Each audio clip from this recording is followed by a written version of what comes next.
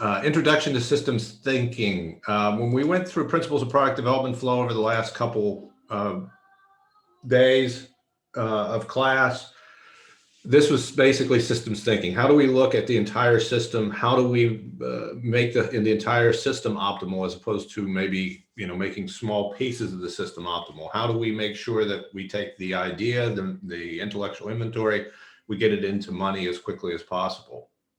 That's a form of systems thinking. We're going to talk over the next couple classes about systems thinking and get perspectives on it.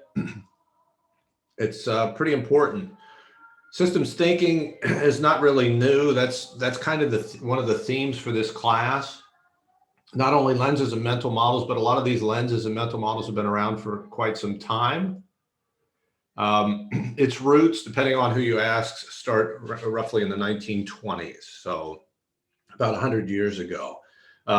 My hypothesis on this is that the reason that we started talking about systems thinking or systems theory about the 1920s is because the world actually started getting complex. And we needed this type of thinking.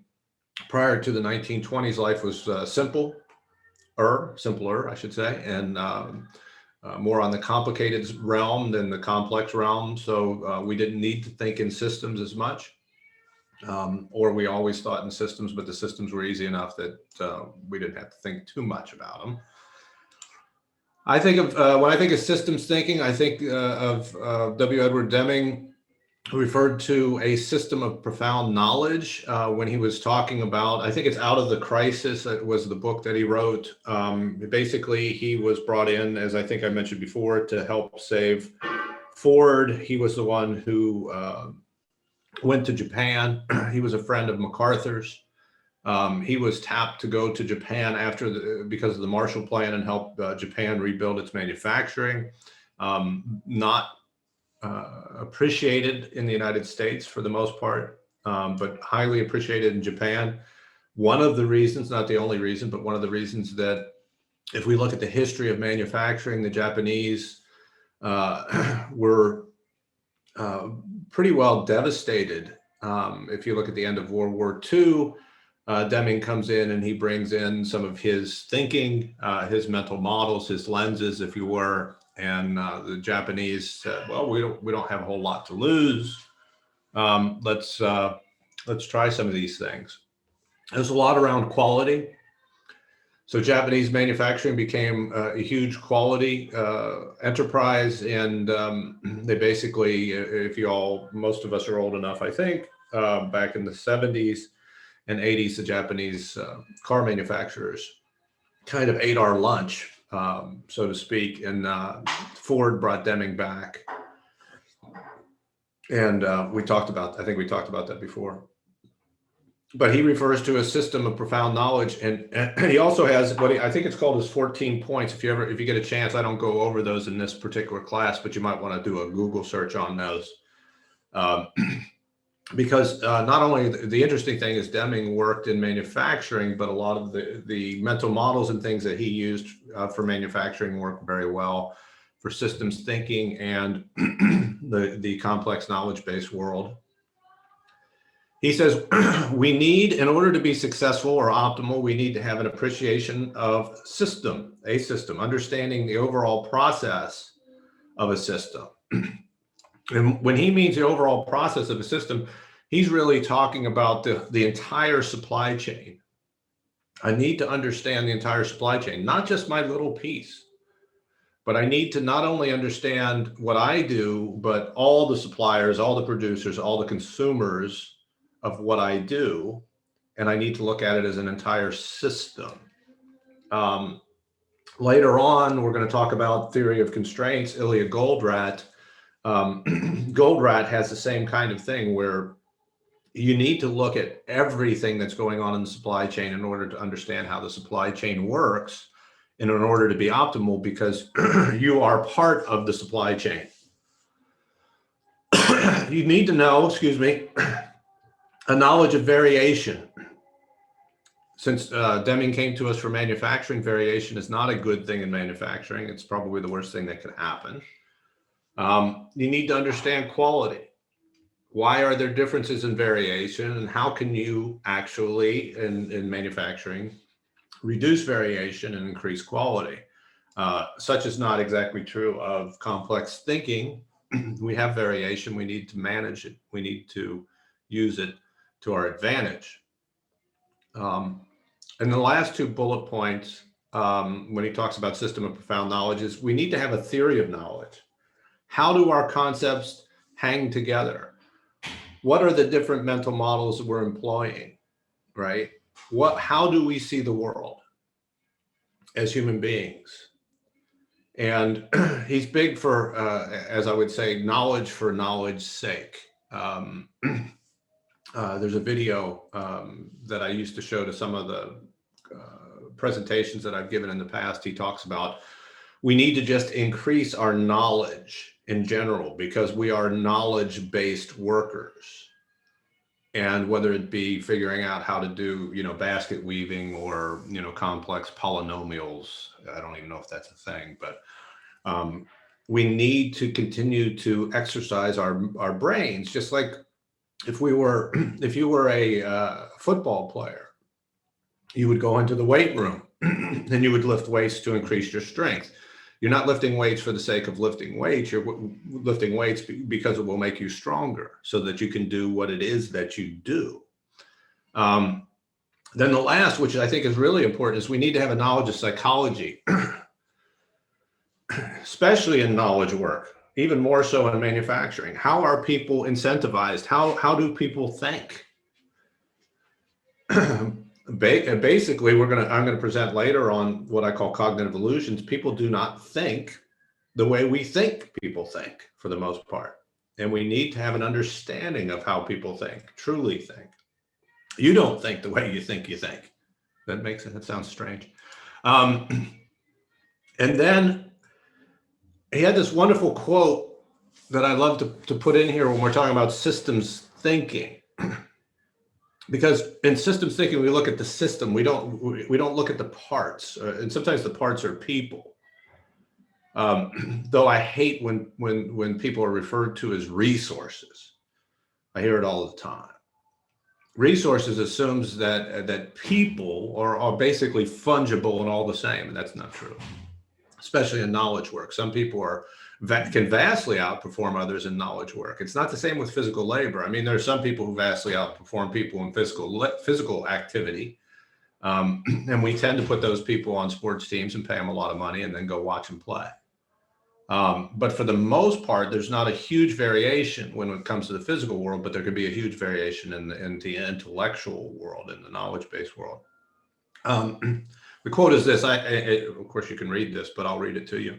I should estimate that in my experience, most troubles and most possibilities for improvement add up to proportions something like this. 94% belongs to the system, which is the responsibility of management, and 6% is special. Now, what does he mean by that? Well, a couple things. One, Deming was a statistician, and like Reinertson, when a statistician throws out numbers and statistics, I pay attention to it because he's given this some thought.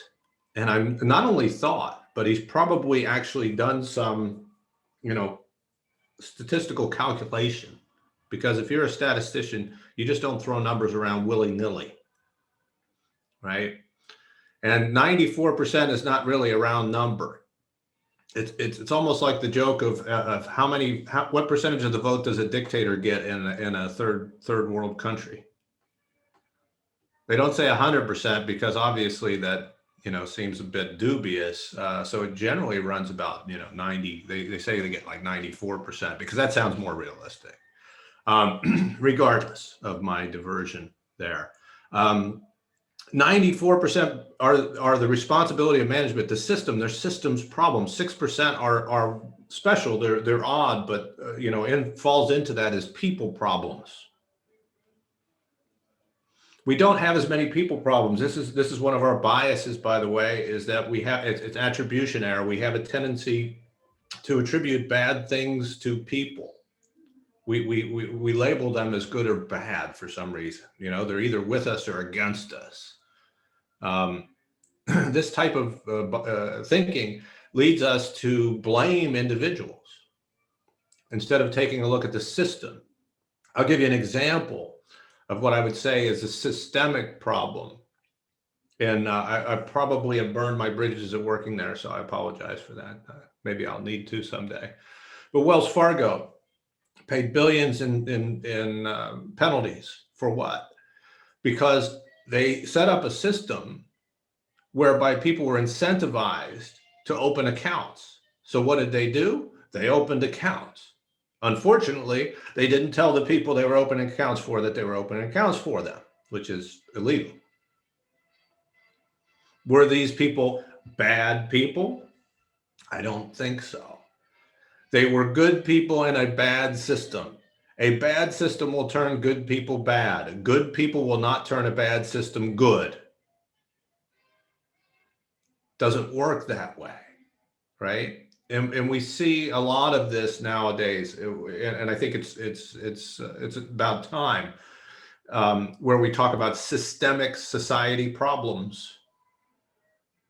We have them here in the United States, and we need to pay attention to them. They are systems problems. They are not necessarily people problems. Good people in a bad system will behave in ways that we would label as bad. Are they bad people? No, people are more complex than that. We're not good or bad anyway. There's a variation to this. This is called the 94-6 rule. There's a variation called 94-6-99. I can't remember who brought it up. Somebody can Google it and you can give credit to the person who brought this up. 94-6-99 says 94% of the problems belong to the system, 6% are special, or I sometimes refer to as people problems, but 99% of the time we treat all problems as if they're people problems. We should look at the system. We should look at, specifically, a lot of it is incentives in the system. What incentives have we created in the system? Because what gets incentivized gets done usually. What I'm rewarded for, I will do. Who owns the rewards? Management. So Deming and I were on the same wavelength. We're not great fans of management. I don't believe there should be anything. I don't think we should refer to management in the knowledge-based world. I think we should have leadership in the knowledge-based world. And I can't wait for Jeffrey Leap on 2 weeks from today on the meetup, because he's going to say the same darn thing. We need leadership, not management. The physical world may need managers. So I will forgive Deming for calling them managers, because he was in a manufacturing in a physical world. The knowledge-based world needs leaders. And sad to say, we don't even have good managers most of the time. On your syllabus, for those of you who remember, we had a series of books. Now, I don't refer to them much because I think we go over all the books in here. You get the Reader's Digest condensed version, but it's much, much better to read the entire book if you can. Some of them are pretty thick, and some of them aren't that easy. But as I was saying earlier, it's not meant to be easy. It's meant to be worth it. It's meant to be worth the investment of time and energy. This one is worth the investment of time and energy. It's the fifth discipline. When I put together the reading list, I basically said, what are the probably most influential books in my career, and the ones that I think will positively influence others? I could give you a list of about 100 books that you probably should read, but I didn't think you were going to read 100. So I gave you about 5 or 6. This made the cut. Why did this make the cut? Well, it's a good idea of systems thinking. And it also talks about, what do we do here in this knowledge-based world, right? How do we create a learning organization? Because what is learning? Learning is taking, going back to day one, fast, actionable, and accurate feedback and using it, learning from it, right? And in order to be successful, if learning and if feedback is important, then learning is just as important, because just getting feedback and not learning from the feedback and making any necessary changes in your organization, very, very difficult to achieve optimization, right? Which is what I'm striving for, to be the best we can be. The 1997, so again, this is a book that's been around for a while. Harvard Business Review called this one of the seminal management book of the previous 75 years. And it's Harvard Business Review, and I know it's a good place because they wouldn't let me in school there. That's how I know it's a good school. That's one of my favorite jokes. He was named Strategist of the Century by a Journal of Business Strategy. He said he's one of the few people who had the greatest impact on the way we conduct business today. And for every class, I say, I wish this were true.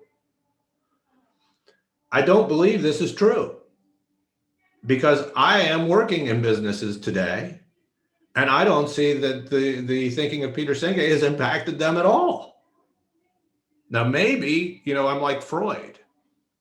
Freud, he saw, problems, psychological problems everywhere because he was a psychologist. He's treated patients who were not well. And maybe as an agile coach, I only go to organizations that aren't well. Maybe the organizations that actually do this, if they exist, are ones that would not need an agile coach in the first place. So maybe I've got a sampling error bias. I don't know, but I don't believe it to be true. And I've taught, I don't know how many thousand, over 1,000 people. And every time I say that most companies don't know this, most companies don't do this, I get a lot of head nods. So maybe we're just all collectively, working for dysfunctional organizations, or maybe all organizations are pretty dysfunctional and certainly not optimal. I have a video. I love videos because this is one of the beauties of YouTube. You can't watch Peter Senge talking to people in the United States because of copyright, but we can watch him talking to people in Canada. So he gave a talk to some folks in Canada, and I'm gonna listen to it. It's a bit long. He has a tendency to talk like me, it may be even better in terms of diversions. I have tried to edit some of those diversions out, but I left some of them in there just for fun.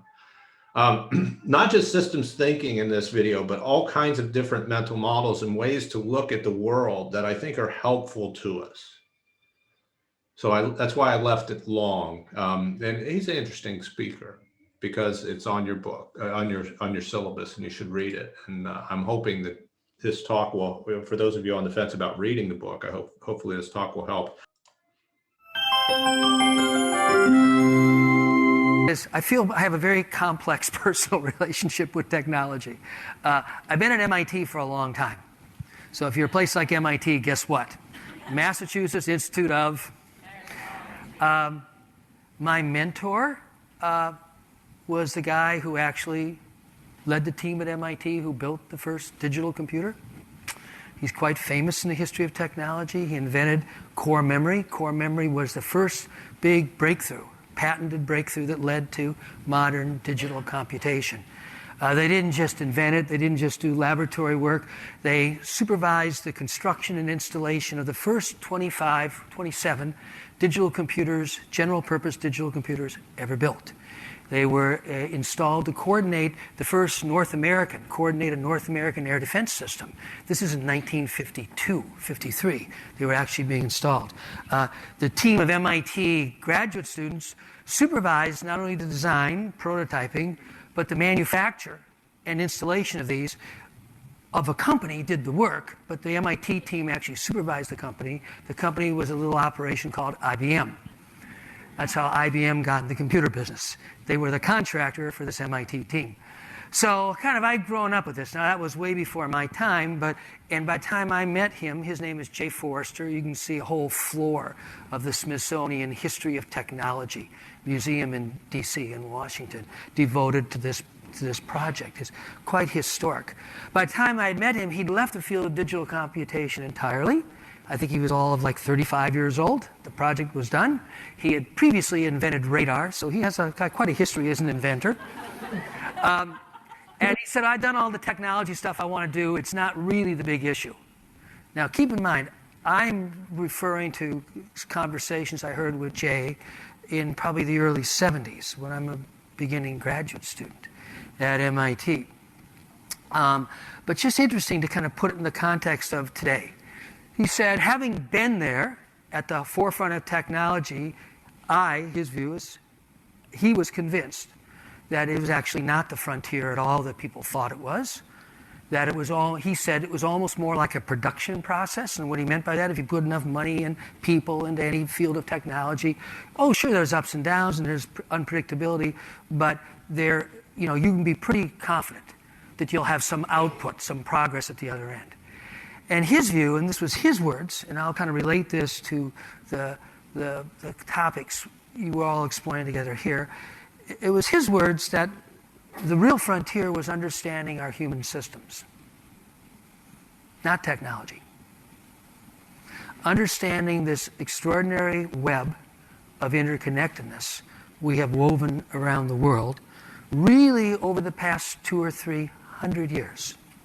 I think we're in a time where reflection, and I really appreciate that theme as it popped up in many, many people's comments, the role of reflection, the role of parenting, you might say the role of the whole human context for the use of technology is really where all of the important issues lie. So I think we're in a time where we cannot really spend too much time reflecting on what the heck do we mean by a machine or technology versus a living system. So Humberto is especially famous in biology, not only for the theory of autopoiesis, but for the theory of what's called the Santiago de Chile, the Santiago theory of cognition. And it's a beautiful way to appreciate the difference between the cognition of that device, I'm not pointing at you, I'm pointing at the camera she's using to record, and the cognition or perception or awareness of us as living systems. So the essence of the theory, the Santiago theory of cognition, is that human beings do not perceive their reality. That's a dangerous oversimplification. We do not simply passively take in sensory data from the world around us and record it, sort of like a camera. You imagine, the old camera with the reverse image in the back of the camera. There is something like that literally going on in the eye, of course, but that's just the physical part of perception. So Humberto would say, we do not perceive the world we see the world we perceive. We do not simply perceive the world we see the world we know how to perceive. A woman experiences a different world than a man. A salesperson sees a different world than an engineer. A Chinese person experiences a different world than a Western person, and on and on and on. Our perception is a reflection of our history. That's the characteristic of a living system. It's not the characteristic of that camera. That camera records information, and obviously electronically can store it and all kinds of stuff. Human beings do not work that way. It's very important to understand that. It's one of the cornerstones of this emerging understanding of living systems. And I feel a little bit like you all in that, just as kind of paradoxically, the more we understand the practical challenges of technology with our kids, the more it brings it back to us. Our relationships, our engagement, the wealth of adult relationships with kids, as opposed to the technology itself, our ability to reflect. Well, similarly, the more we understand the difference between a living system and a machine, the more we see it really is fundamentally different, but in very subtle ways. So just to make sure you understand what I said a minute ago. So I'm going to give you an assignment. I'm not really going to give it, but imagine. I'd like you to write down verbatim what I said in the last 5 minutes. So we all laugh because it's kind of a ludicrous idea. But it's exactly what, of course, that machine can do. It records exactly what happened over the last 5 minutes, 10 minutes, 20 minutes, whatever. But if I asked you to write down what you've been thinking and feeling the last 5 minutes, you have no difficulty whatsoever. So there are, I don't know the number, let's just say 150 or 200 realities in this room right now. Literally, not metaphorically, literally. The living system interacts with its environment so as to bring forth something, let's say in a species like us, called awareness. As Humberto would say, we create a reality. Again, that's not metaphoric, that's as close as we can describe to the literal processes of perception or cognition. We bring forth a reality. Now, when you start to ponder this, it has absolutely profound impacts for the social domain, the world of relationships. And without understanding this, I would say we're in a very fragile state vis-a-vis how we get on with each other, how we work together, how we build teams, how we just simply understand each other. How many of you have ever been in a conflictual situation where someone pointed out something you had said that was part of the problem, and your reaction was, I didn't say that. Right? But now, the person just said, well, when you said, did you realize how difficult that was for the other people? But the person doesn't say. At that point in time, my listening led me to hear you saying this. You with me? But that would obviously be a much more technically correct way to say it.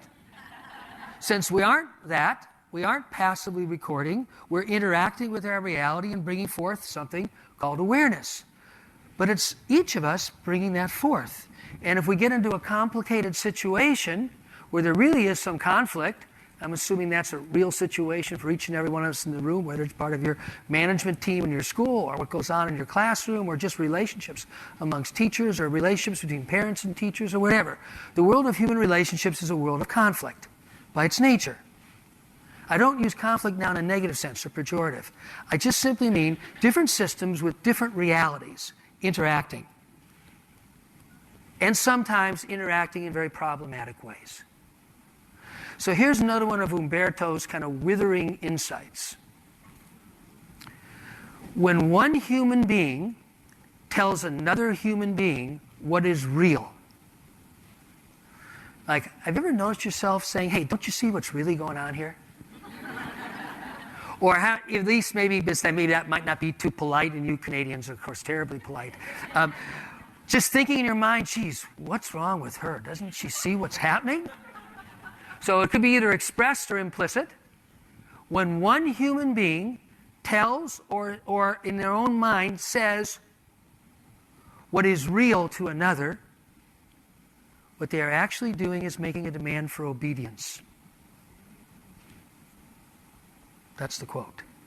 When one human being tells another what is real, what they are actually doing is making a demand for obedience. Because we are asserting implicitly that I have a privileged view of reality. I see what's real, you see something delusional. And it's my job to help correct you. Hence the demand for obedience. So when we start to appreciate the real nature of human perception as a living system, it has huge implications for how we get on with each other, how we work together. When a group of people working together can really be grounded, the traditional word for this, by the way, would be humility. I really don't see everything that's going on. I know I don't see everything that's going on. You know, what do you see that I don't see? And by the way, when you said that, it made no sense to me whatsoever. But I'd be really curious what led you to see it that way. I'm just using examples now to kind of illustrate a spirit of working together and being together, grounded in this simple fact that no one, not a single one of us, sees reality as it is, and we cannot, because we are not recording devices. We are a living system. Probably to get started in the right direction, kind of building an intuitive and practical understanding of the word system, just start with family. Substitute the word family for system. Because for all of us, it's our archetypal system.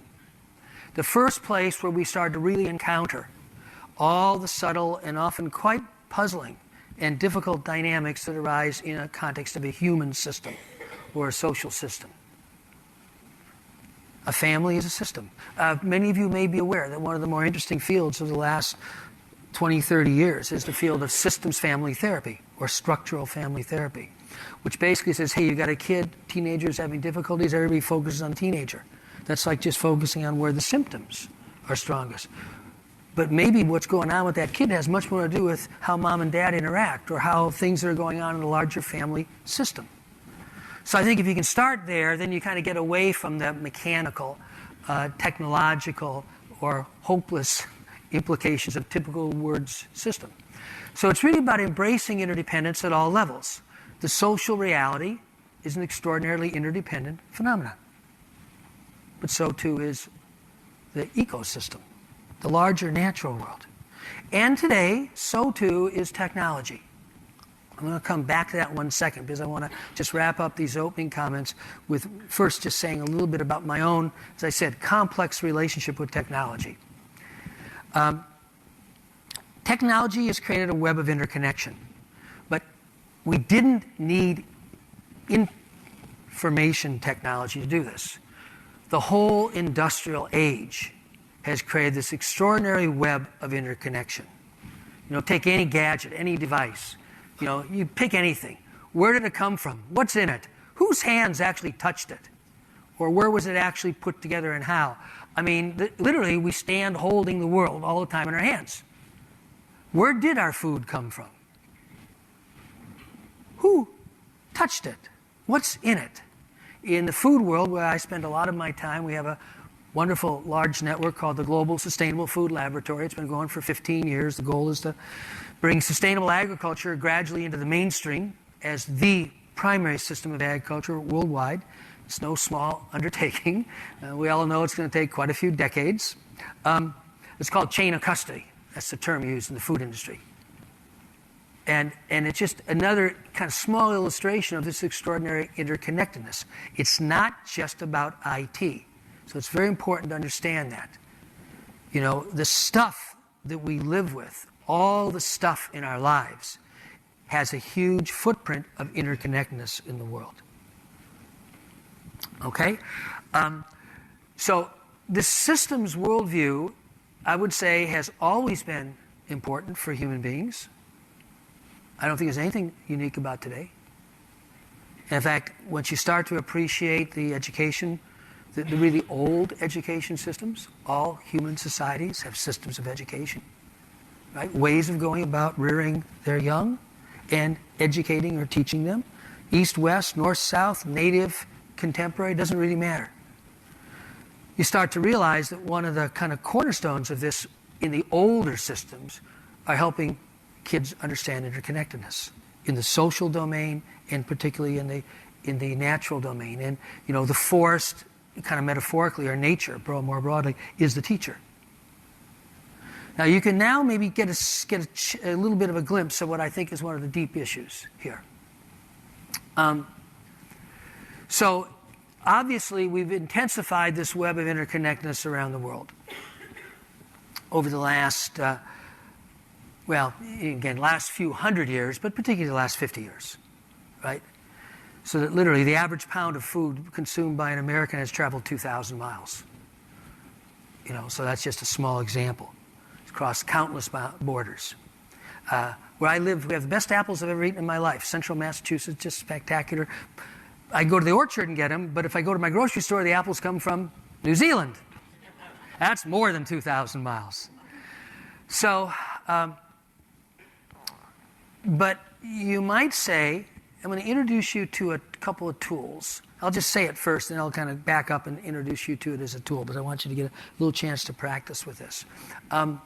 You might say there's a kind of a deep issue, which again I was kind of implying before. I want to say it explicitly now.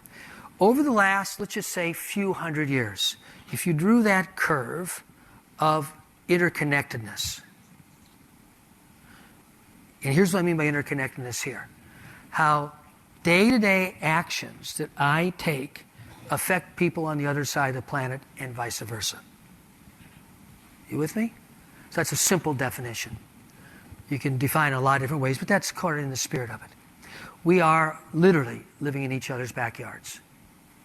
You travel in northern India, all the river systems are basically dry almost all year round. Why is that? Didn't used to be. They're big canals that are mostly don't have water any time of year. Why do you think that's true? It's important to think about this. You kind of know. It's interesting that doesn't pop to your mind right away. Northern India, where do all those river systems originate? right? You know geography. Where do the river systems in northern India, as do the two of the three large river systems in China, originate in the Himalayas, the Tibetan Plateau. As the glaciers contract, the spring melt is smaller and smaller. So all these river systems, it is really one of the big issues already in India, northern India particularly, and China. Oh, and by the way, why are those glaciers contracting? Yeah, because of global warming. Oh, and by the way, why is that happening?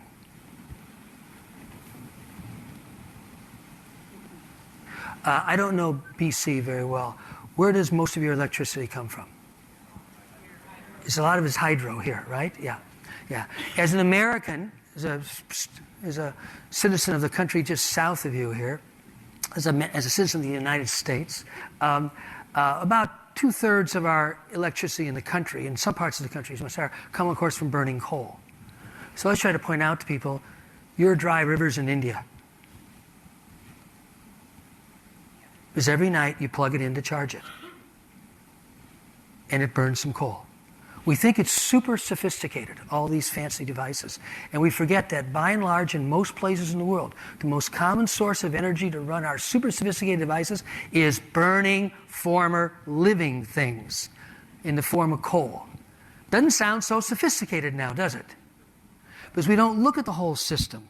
We just look at the little piece that's closest to us.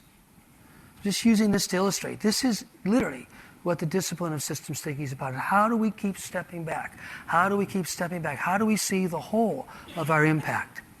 I don't say this just to bum you out. It's just, we ought to tell the truth. So all this stuff on digital connectivity, let's just say the internet, okay, which is enabling so much. Oh, which, by the way, also has its roots at MIT. Probably many of you some of you have heard, but probably not most, of the World Wide Web Consortium. That's the group of people responsible for the protocols that make the internet work, based at MIT. Founded by a man named Tim Berners-Lee. Been operating for about 25 years. So again, I have this very complex relationship with technology. How much of the world's electricity is used by all our devices and the internet? See, that's a number we all should know. And by the way, you don't need to know the number, because probably not many of you do. In fact, I think probably nobody really does. But do you think it's growing? Yes. Generally, the electricity footprint of the internet, if you just look at the server farms alone, so that's the technology infrastructure that interconnects everything. I was having lunch with president of Google several years ago. And I just asked him, I said, what's the electricity footprint of the internet? And without any pause, he said, well, the server farms, this was about 5 years ago, the server farms are at least 5%. Now, the tough thing is add all the gadgets that are being plugged in and intermediated through those server farms. And I'm sure very conservatively, you're up to 10 to 15% of the world's electricity is to allow us to do what we do in our connected age. Probably closer to 20%, and generally growing at probably doubling every 3 years or so. It's already much greater than all the electricity for all the electrical lights in the world. So we spend much more money in terms of energy and fossil fuels to power our gadgets than to power our homes. Our first encounter, really, with the problematic, challenging, systemic character of the social world is friends. Building friendships. It's very complex. And obviously, our families and all the stuff we observe and experience in our families. Very, very complex. So we're immersed in this systemic reality in the social domain. And of course, there's the systemic reality of the larger living world. And there is the systemic reality of this system. So whether you talk at the individual level, the family, group, social system level, or the much larger level, guess what? It's a world of interconnectedness. The most literal translation of person from a lot of the Chinese symbols would be heart-mind system. They have to put that system in there. Because as an individual, the mind, body, heart, awareness, it's a big, complex phenomenon. So whatever level, it's all the same stuff. It's interconnectedness. The world is complex. It's an interesting thing, and this is why we keep talking about systems thinking, complexity, and how we optimize things and how we get better. Just some very interesting nuggets in there about the psychology of the human mind and how we really don't perceive reality. Our perceptions are filtered by our experience, which is very strange because most people think, oh, I see it. We say seeing is believing, blah, blah, blah. Just wait till we get into cognitive illusions. I'll show you why this isn't true. But he talks about that. And the thing that strikes me as really interesting is his, what I would say, his case for diversity. When we talk about diversity, equity, and inclusion, which is a big thing that companies wring their hands over. I'm not saying they talk about it. I'm not saying they're doing a lot about it. Because if they did, we'd see things would look differently. It'd be pretty easy to see. They're just not really doing much about it, but they're talking about it because, talk is cheap and it makes for good PR. But the argument for diversity is not for diversity, kind of a bingo card diversity of where let's grab different people who look different and different sexes and just, kind of throw people together. That's not the argument for it. The argument for it is we all have different experiences based on the way we filter objective reality. What's out there exists. I believe it exists, but I can't access it directly. I have to access it through my senses. And my senses and the filters with which I access reality are based on my experience, which is unique in some respects to me, but obviously being a white man is going to be a lot different than somebody from maybe Africa who's a black woman, or somebody from Asia, an Asian man even, right? So why do we need diversity? Well, we need diversity of thought because all of us are going to be like the blind. You've heard the story of the blind men and the elephant, where they all touch a different part of the elephant and they all say, oh, I know what it is. It's a rope because they grab the tail, or it's a wall because they're up against the side. We're kind of like that all the time. But if you put all the blind people together and you talk about it, you might come up with an elephant, which is the reality, right? And this is the argument for diversity. It's diversity of ideas. And that's really, really important for people. And this is the funny thing, again, when we get to the difference between management and leadership. Management doesn't want diversity of ideas. Management wants to come up with one answer for all of us in the complex world. It doesn't work very well. It works sometimes, but it's certainly not optimal, because you don't have to see reality, objective reality as it is in order to navigate the world. But there are times when you do need to see it more clearly. And these are usually the times of stress in a system. The other thing that's interesting about his talk is that when we tell people, you don't see it, I'm going to tell you what's real. Which is interesting because I think there's kind of a slang name for it. Mansplaining, I think, is what he's talking about, right? We're going to tell you what's real. I mean, I don't like that.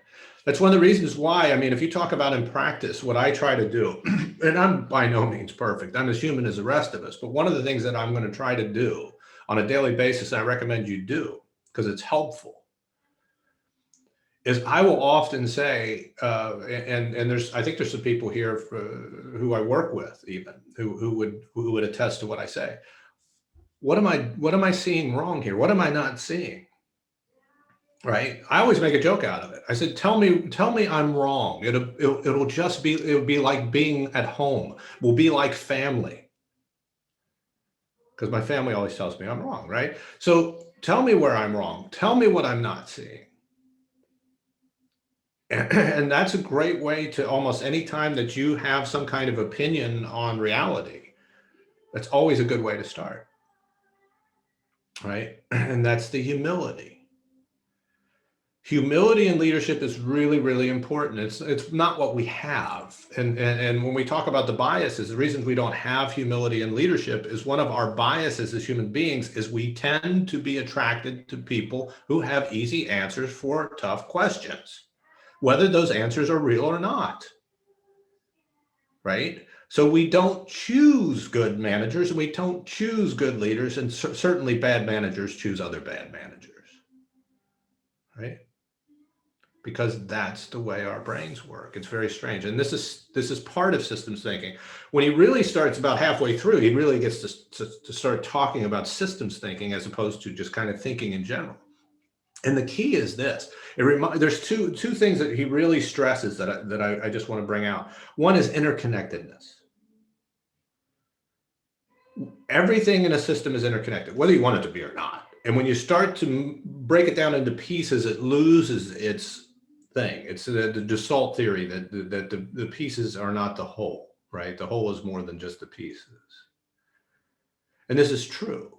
We all know this, but by our nature, we tend to break things down into smaller pieces. So that's fine too. Sometimes we do have to break things down into smaller pieces because we need to know, let's say we're a single piece in the whole big puzzle. We need to know how to behave. But we also, and this is the second thing, is we also have to step back. He says that continually step back, keep stepping back, not just but this is where the lenses comes in. This is what I was talking about day one. You think about, our vision metaphorically. We see in one thing, but we have microscopes. So that's our way of kind of stepping in, that's getting in the weeds, as they say. But we also have to have those telescopes. We need to step back. So it's all these different lenses that get us to be able to see the world at different levels and see the connections between different pieces, not just our small little piece. And that's how we become more successful in this complex world, as we apply systems thinking and we look at the entire system. And if we're an organization, it's not just us then, because our organization is part of a larger ecosystem. So yes, we need to focus on what we do and we need to focus on it, but we also have to focus on our suppliers. We have to focus on our customers and how we interact with the suppliers and the customers. I was having, this is the wonderful thing about I don't want to jinx the pandemic thing, but we seem to be doing pretty well with immunizations and things are opening up. And we met with friends that we hadn't seen for over a year and a half. And he works at a bicycle shop. And he says, I've got people on a waiting list till 2023 because we can't get parts. Think about the systemic nature of a pandemic, right? What's the other thing that we can't get? It's something to do with electronic parts or CPUs or something like that, or in short supply because, right, everything ground to a halt for a while. They laid all these people off or furloughed them or whatever the euphemism they want to use. They stopped manufacturing stuff. The demand increased because we were all at home. We all needed more computers and people were able to bike and they couldn't, that was one of the things you could do for activity. So, there's supply chain issues. You have to understand the entire supply chain because if you're trying to sell bikes, that's probably going to affect you if you can't get bikes to sell, right? I'm not saying you're going to fix all the problems in the system, but if you can see it coming, it's probably good. Anyway, Russ Ackoff. Quality improvement is something that my principal mentor, Winnie the Pooh, once called a good thing. Capital letters, he always had it. Given that it's held so highly, it seems curious that in several national surveys recently conducted, over 2/3 of the managers who had authorized the introduction of quality and improvement programs consider those programs to be failures. Now, the professionals tend to excuse that by saying the criteria for failure is irrelevant. It's not what we would have used. But that's irrelevant because the definition of quality has to do with meeting or exceeding the expectations of the customer or consumer. And the customer or consumer is the one who authorized the introduction of the program. And therefore, if their expectations are not met, it's a failure, whatever the expert thinks. So it's important, I think, to understand why those failures have occurred, given that quality and improvement are a good thing, so that we can increase the batting average. The hypothesis that I want to set forward to you is the reason for the failures is primarily the fact that they have not been embedded in systems thinking. They have been anti-systemic applications. Now let me try to explain what that means. First, what's a system? A system is a whole, spelled with a W, that consists of parts, each of which can affect its behavior or its properties. You, for example, are a biological system called an organism, and you consist of parts, your heart, your lungs, your stomach, pancreas, and so on, each of which can affect your behavior or your properties.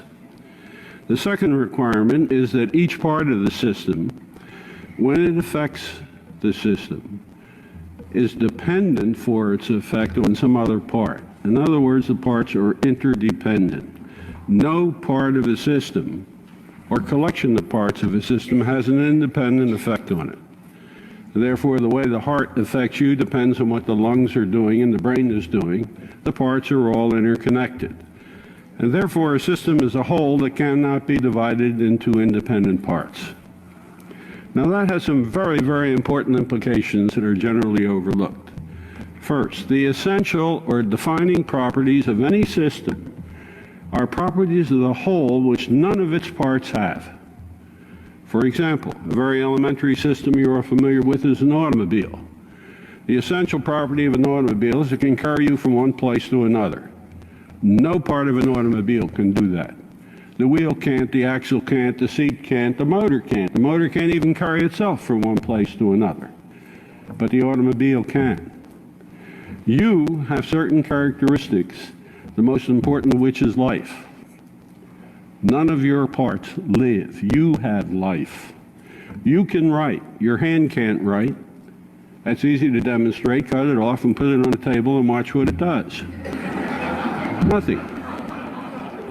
You can see. Your eye can't see. You can think. Your brain can't think. And therefore, when a system is taken apart, it loses its essential properties. If I bring an automobile into this room and disassemble it, although every single part's in this room, I don't have an automobile. Because the system is not the sum of the behavior of its parts, it's a product of their interactions. And that's been said here in many ways over and over today. Now, what does that mean? If we have a system of improvement that's directed at improving the parts taken separately, you can be absolutely sure that the performance of the whole will not be improved. And that can be rigorously proven. But most applications of improvement programs are directed at improving the parts taken separately, not the whole. The proof is complex, and I won't bore you with it. Let's just take a simple example. I read in the New York Times recently that 457 different automobiles are available in the United States. Let's buy one of each and bring them into a large garage. Let's then hire 200 of the best automotive engineers in the world and ask them to determine which car has the best engine. Suppose they come back and say the Rolls-Royce has the best engine. We make a note of it. Which one has the best transmission, we ask them, and they go run tests and come back and say the Mercedes does. Which one has the best battery? Come back and say the Buick does. And one by one, for every part required for an automobile, they tell us which is the best one available. Now we take that list, give it back to them, and say remove those parts from those cars, put them together into the best possible automobile. Because now we'll have an automobile consisting of all the best parts. What do we get? You don't even get an automobile. For the obvious reason that the parts don't fit. The performance of a system depends on how the parts fit, not how they act taken separately. You see, the architect, who's the profession that I think understands systems best, really has the fundamental idea. When a client comes in to see an architect and they say, I want to build a house for my family with 3 bedrooms, a living room, dining room, and kitchen, a family room, a 2-car garage. I want it on one floor. I'd like it to be built out of redwood, and I don't want it to cost more than $10,000. What does the architect do? He has a set of properties that the client wants. Does he sit down and start to design the kitchen, and then the living room, and then the bedrooms, and then the garage? Is that what he does? Of course not. What he does is produce an overall design of the house. Now he produces designs of the rooms to fit into the design of the house. But he discovers in the process that he can modify the house in such a way as to improve the quality of the rooms.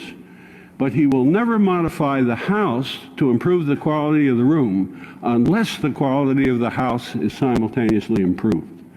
And that's fundamentally the principle that ought to be used in continuous improvement. The second system principle that is ignored in most of the practices is that they practice in a way which derives from the work of Walter Shewhart at Bell Telephone Laboratories in the 1930s. Shewhart developed statistical techniques for determining defects. A defect is something that's wrong. Now, this should be perfectly obvious. When you get rid of something that you don't want, you don't necessarily get what you do want. And so finding deficiencies and getting rid of them is not a way of improving performance of a system. That's easy to demonstrate. Take a television set.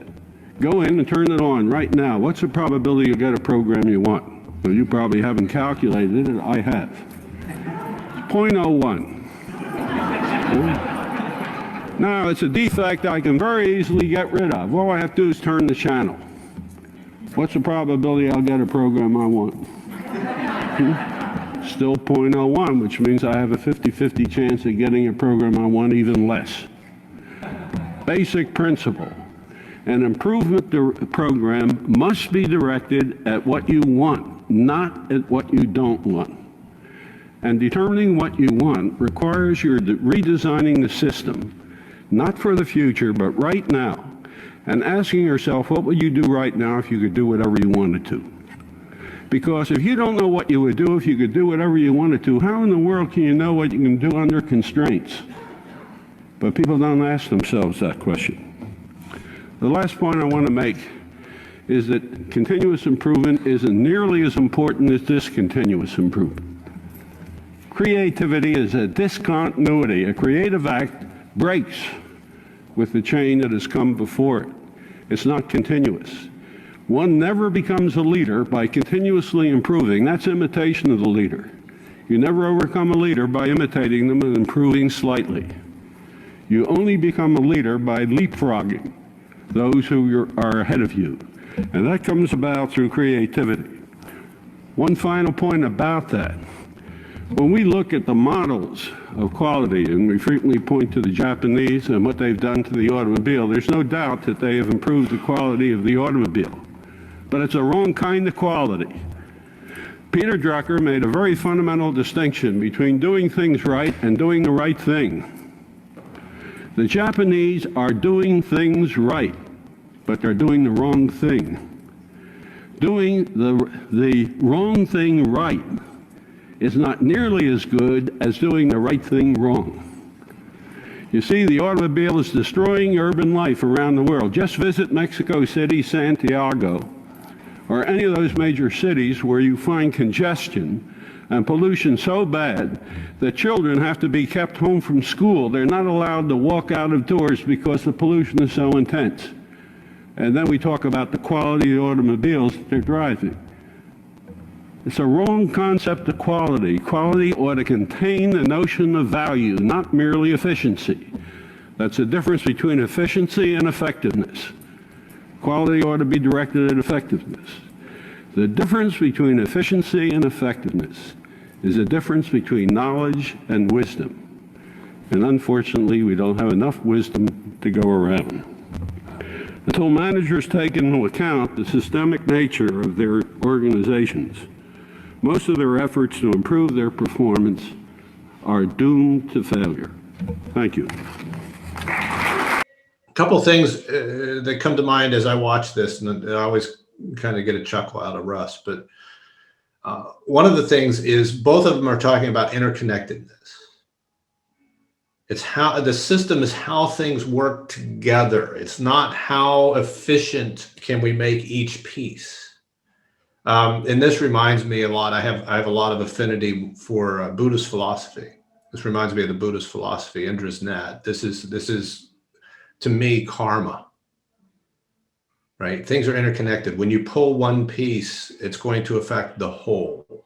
That's karma, by the way, not this simplified Western-based notion of karma, which is this concept of instant karma, where I do something wrong and I will be punished by the universe. That's not how karma works. Karma means that once you do something, you will affect all of the universe by your actions. Sometimes there's justice, and sometimes there's not. But there's a difference between justice and karma. Anyway, it's this interconnectedness. How do the pieces work together as a whole, as a systemic whole? You notice when he talks about, he's talking particularly about quality improvement initiatives in this particular talk, but I could change quality improvement initiatives to agile transformation initiatives, because that's how most of them do it, because I've been part of them at times. They don't have a systemic approach. In fact, a lot of them have a waterfall approach to agile transformations, which is really strange, right? Probably because we get a lot of folks who call themselves agile coaches from the PMO with very little training, and they go to a 2-day certification course. And nothing against getting the certification, but you're not going to know everything you need to know in a 2-day certification course. You all know that, right? So you have people running around who are not taking a systemic approach to agile transformation. What are they doing? They're spending a lot of time, let's create scrum teams. There's nothing wrong with creating scrum teams either. But it's like, if I have one scrum team in a large organization, they're just one part of the larger system. And if I optimize that one piece, have I optimized the system in any way? And the answer is no, not necessarily.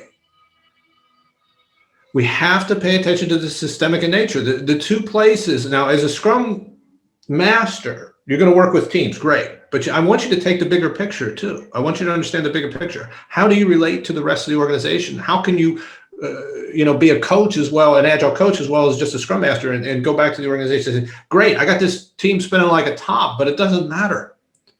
All of those things that high price consultant that you paid to tell us what to do and who left, are you getting any results that they promised? No, the answer is no. The reason you're not is because you're concentrating on the parts. Maybe you should have got the more expensive consultant and they might tell you to look at the entire system. I don't know. But you need to look at the system, right? Which is what Principles of Product Development Flow was. Look at the entire system. How do we get from idea to money? Whose hands it reminds me of the Senke thing. Whose hands does it go through? Who touches it?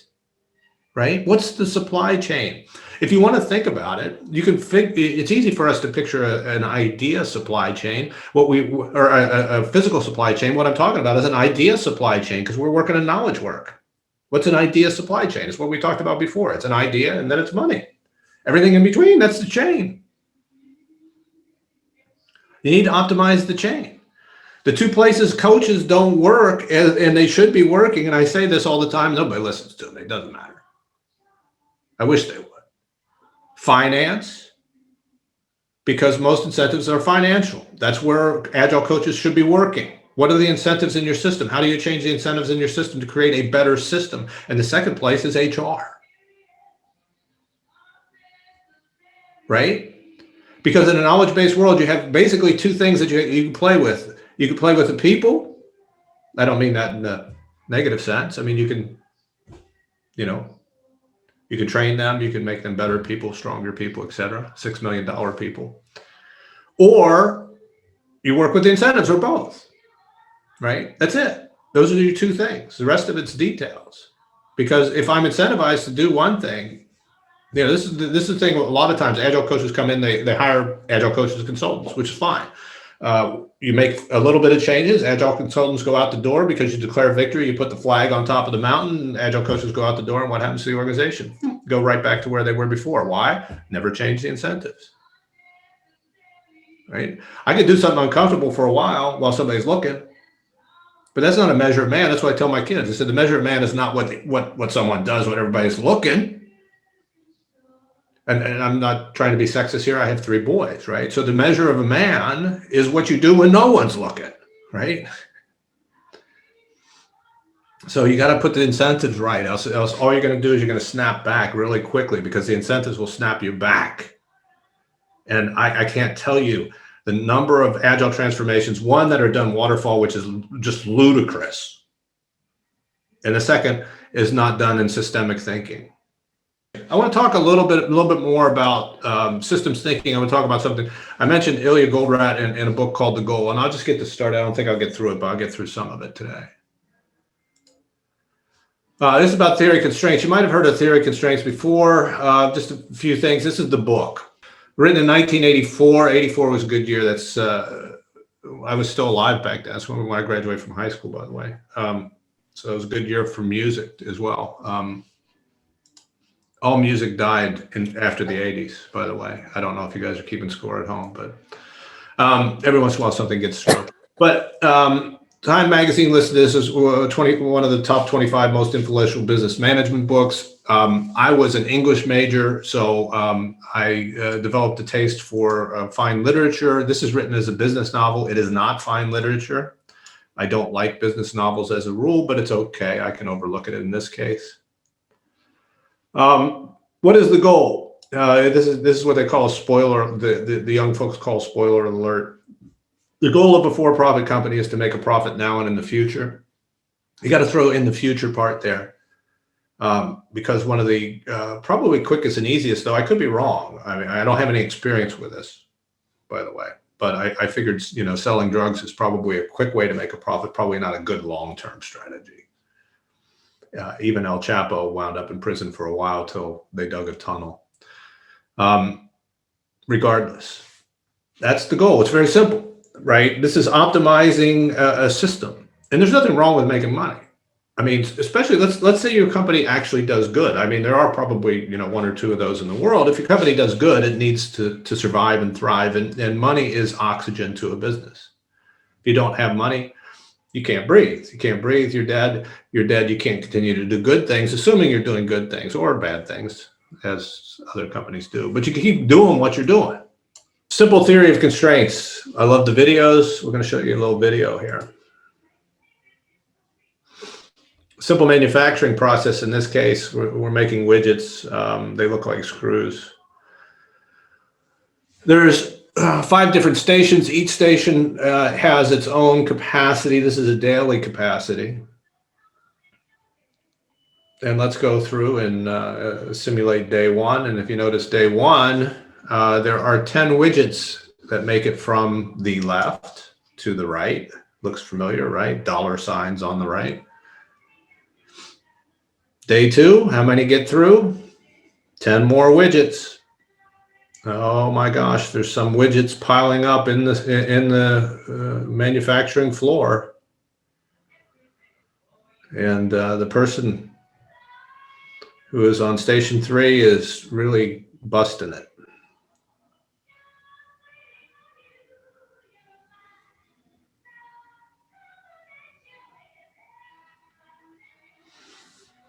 And the person at station 3 is now being carried off on a stretcher. So what's theory of constraints? It's very simply, any system can produce only as much as its critically constrained resource. In this case, it was station number 3. Let's keep that in mind, whose daily capacity was 10. So what was the capacity of the system? The capacity of the system was the same as the constraint of the system. If it were not so, the output of the system would tend to either infinity or 0. This is an interesting thing about theory of constraints, by the way. Goldratt is considered one of the foremost business minds in history, so to speak. He's not a business person. I mean, he became a business person. Those of you who've taken the class before know this. Sometimes our best ideas, because we have a tendency to see the world in certain ways because of our biases, come from the outside. He was a physicist by training. So he brings in scientific thought, and he brings in thoughts about physics into the business world. And that's a good lens in this case. Why? because you can see his physics where it says, if it were not so, the output of the system would tend to infinity or zero, which is the same as any other system, because what it would be called in the world of physics is friction. If there is no friction in a system, what happens if you take an object at rest and you put it in motion? It would remain in motion infinitely, right? So you can see his physicist background here. Talk about Mendelssohn, who was, a monk who invented genetics, or was one of the ones credited with inventing genetics, etc. Right? Why is this? We're going to talk about this when we talk about the cognitive illusions. Because there's a very famous quote by Max Planck that we'll talk about, but let's try to stay with theory of constraints here. And that is it. So it's very interesting concept of theory of constraints. And this is really a systemic way of looking at the world. So if we go back to our friend Russ Ackoff, when he says it's the interaction of the parts, this is talking about the interaction of the parts, because it does not, here's the thing that I want you to understand before we break, because I got 4 minutes left here. There are 5 stations in that very simple animation. Station number 3 has a capacity of 10. Therefore, the entire system has a capacity of 10. Now, if I were doing a system of improvement and I did not improve anything at station 3, meaning I did all my work at stations 1, 2, 4, and 5, the places that were not the constraint, what effect would I have on the system? Absolutely nothing. Absolutely nothing. And this is how most management goes about trying to improve things. This is how most management does, because they're not taking a systemic view. They're not paying attention to theory of constraints. Because what's the point in increasing the output of stations 1 and 2? All it's going to do is it's going to create a larger bottleneck on station number 3. Improving 4 and 5 doesn't matter either, because they're going to be starved for materials. So you can make them highly efficient. It doesn't matter. They're already highly efficient. They're more efficient than station 3 as far as the thing goes. So looking for individual efficiency, this is what Ackoff told us, is not the same as looking at system effectiveness. Theory of constraints is looking at the system effectiveness, whereas individual efficiency is looking at the parts. This is a really, really tough thing for people to understand, but very, very true. And this is one of the problems I run into for agile transformations. We are fixing the wrong parts. And it does not matter. So most agile transformations don't usually achieve the success that most agile consultants who charge a lot of money to the companies who put these things, spin these things in place and then walk away with the money, put in place. Because they are not looking at the entire system. They are looking at the pieces of the system, and generally they're looking at the wrong pieces. And therefore, the promises made of vast improvements in time to market do not materialize, because improving 1, 2, 4, and 5 will do nothing to improve our ability to move our goods to market. Now, here's the other thing that I want to get to. I know I have 2 minutes left. If you're working in a physical manufacturing plant, it's really easy. I'm not saying physical manufacturing is easy. I'm saying with relation to constraints, it's really easy. Why is it easy? Because I can see it. I can see the widgets that are piling up in front of station number 3. It's pretty simple. When you work in a complex system, imagine how much more difficult it is, because constraints do not stay constrained. They move around the system and they are tough to find. How do we find them? The only way I'm aware of is that we have to make a physical manifestation of inventory. We call that a backlog, and we need to track those backlogs as the work moves through the entire system in order to find the constraints in the system. If you do not do that, you have no idea. You are basically flying blind and wondering why nothing changes. Why am I not getting more output from the system? Well, because you're not paying attention to the system. and you're not paying attention to the constraints in the system because you have not visualized the constraints of the system. So therefore, you don't know you had a problem.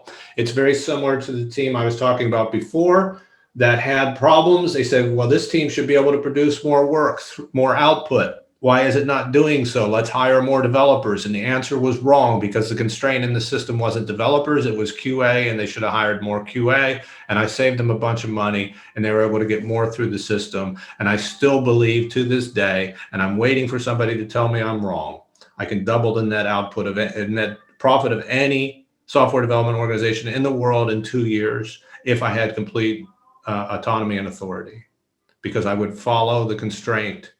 And in a complex world, as I said before, understanding these ideas, having these mental models and lenses, making a small change in the right place can have an asymmetric payoff. It can have a huge payoff. This is nonlinearity, and this is something that is endemic to complex systems. We need to understand that. How do I achieve that nonlinearity? How do I achieve that great output with little input? I find the constraint and I fix the constraint.